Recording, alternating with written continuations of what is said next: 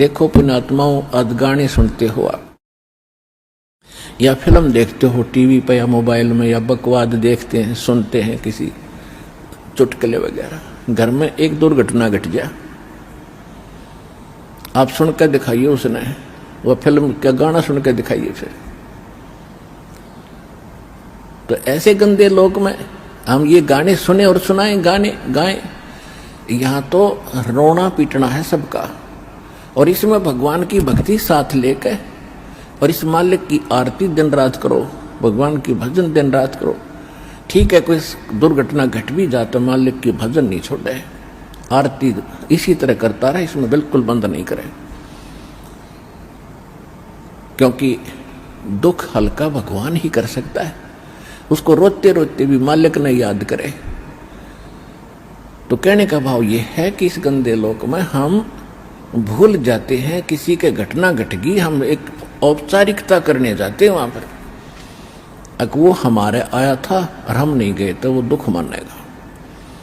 बस वहां थोड़ी सी देर बस पूछ लेते हैं कैसे हुआ, क्या हुआ, बहुत बुरा हुआ, बाहर आते फिर वो सैर सपट्टे अपने जो के तो रहते।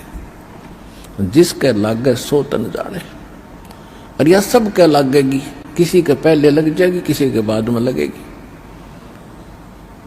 यहां तो कोई नहीं बचेगा इस मार से, काल के कोल्लू में सब पड़े हुए हैं। और एक दिन इसके पाठ के नीचे आपने आना पड़ेगा। परमात्मा कहते हैं चलती चक्की देख के और दिया कबीरा रो, और दो पाटन के बीच में साबत बचा ना कोई।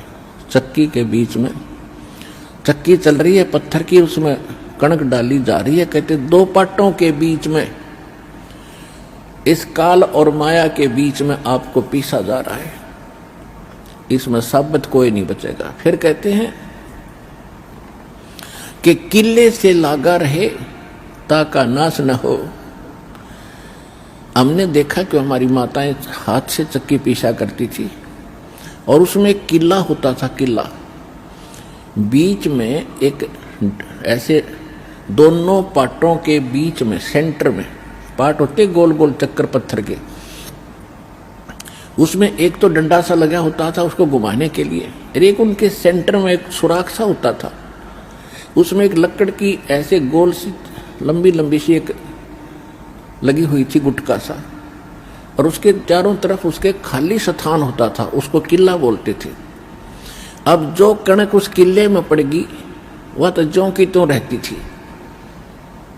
उस पर उन दोनों पाटों का असर नहीं होता था, और जो उन दो पाटों के बीच में आगी वह सारी पीस दी जाती थी। तो यहां परमात्मा कहते हैं किले से लागा रहे ताका नाश ना हो। तो हम परमेश्वर कबीर जी के साथ लगेंगे, ये किला है इस काल के चक्की के बीच में, और जो परमात्मा के संपर्क में इसके निकट आ गया फिर काल के इस पत्थर यानी दोनों पाटों से बच गया।